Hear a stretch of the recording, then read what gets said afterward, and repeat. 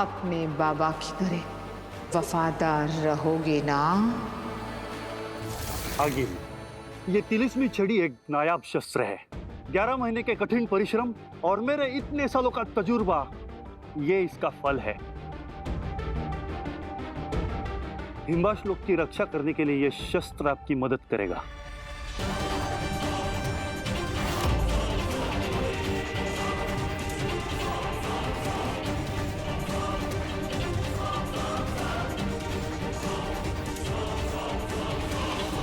रेवाल,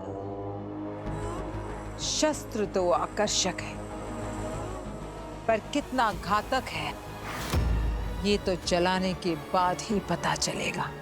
हाँ अगिल, आप इसे बेझिझक चला सकती हो। मैं अपने बेटे विवाल की कसम खाकर कहता हूं, ये शस्त्र अचूक है। आप इस हथियार से जिस पर भी वार करोगे, वो वही के वही ढेर हो जाएगा। जिस पर भी? हाँ अगिल। तब तो इसे परख कर देखना पड़ेगा। बिल्कुल। अब तुम इतना कह ही रहे हो तो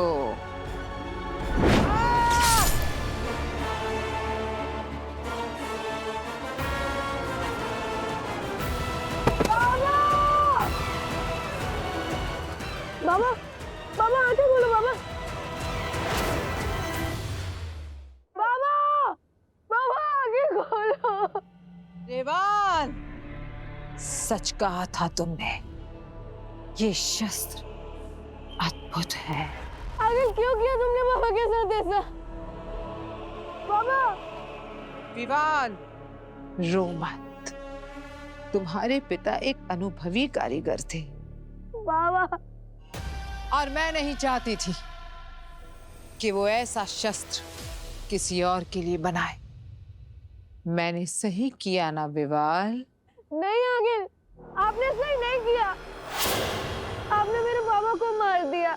तुम्हें मुझसे कोई शिकायत है विवाल? अपने बाबा की तरह वफादार रहोगे ना? ये हर बात पर गर्दन क्या हिला रहे हो? खुल के बोलो। मैं हमेशा आपका वफादार रहूंगा।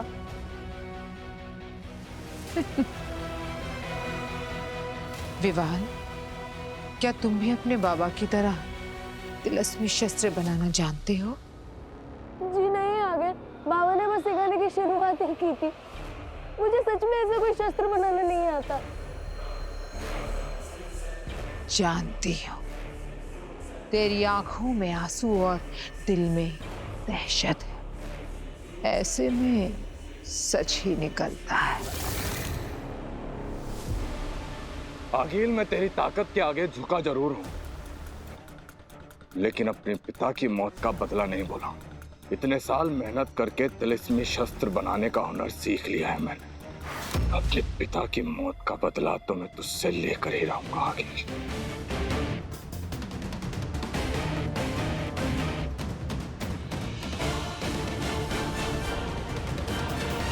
बदला मैं जरूर लूंगी, लेकिन आगील से, पूरे हिमवाश लोक से नहीं। काशवी और मैं दोनों आगिल से बदला लेना चाहते हैं। अगर हम दोनों मिल जाएं, तो आगिल को खत्म कर सकते हैं। मुझे काशवी से मिलना होगा।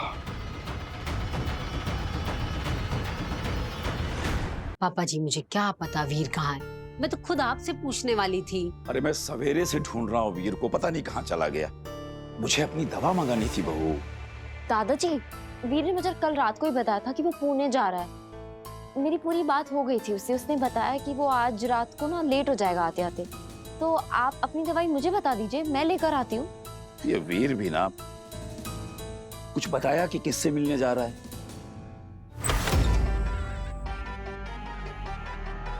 चलो, अब मैं भी अपना होमवर्क पूरा करता हूँ। बालवीर की एक और करीबी जान से जाएगी आज।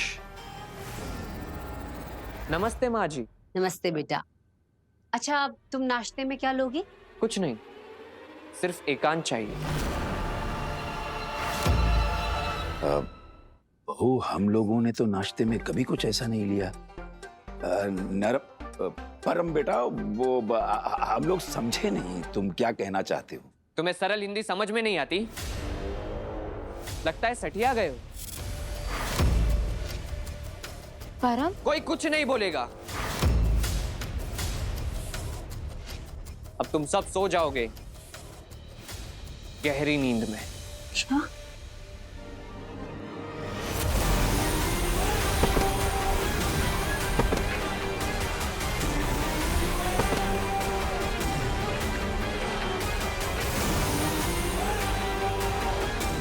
तुम नहीं,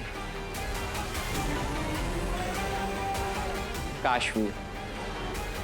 देखो ना, बालवीर कुछ काम का नहीं है। तुमने देखा ना, ना वो अपनी मां को बचा पाया, ना अपने गुरु को, और ना अब तुम्हें बचा पाएगा। तुम तैयार हो ना?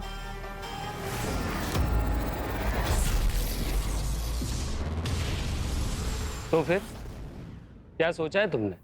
सोचना क्या, चिल्लाक और वामेर के आने से पहले इन दोनों लाशों को यहाँ से गायब कर देंगे और उनके प्रतिबिंब यहाँ छोड़ देंगे, और किसी को शक भी नहीं होगा कि दोनों लाशें गायब हैं। तो शुभ काम में देरी कैसी? मैं दरवाजे पर नजर रखता हूँ, गायब कर दो इन दोनों को।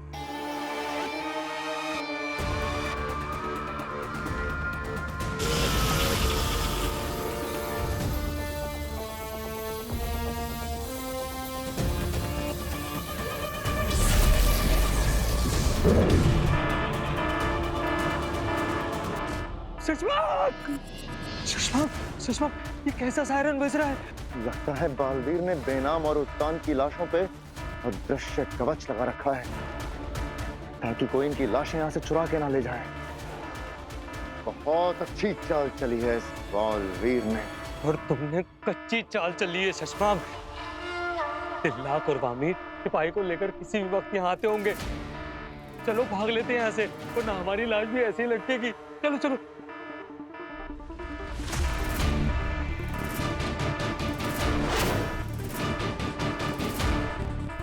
आज तो मारे थे।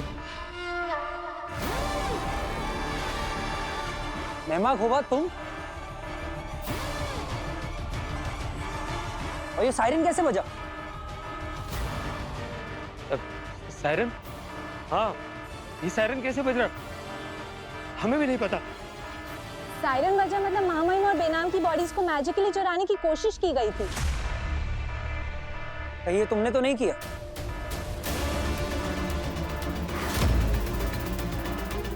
कहाँ ले जा रहे थे आप महामहिम और बेनाम की बॉडीज को?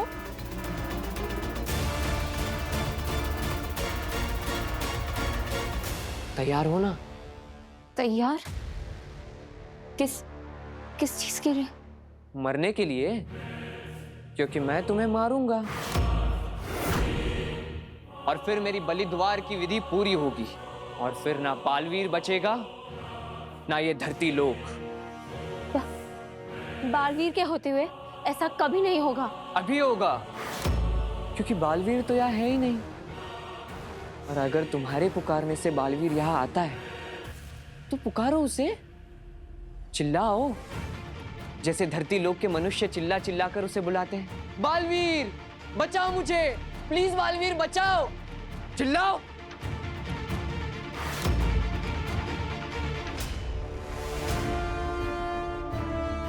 चिल्लाना क्यों, जब मैं ही बालवीर हूं। बचाना काम है। बालवीर नाम है,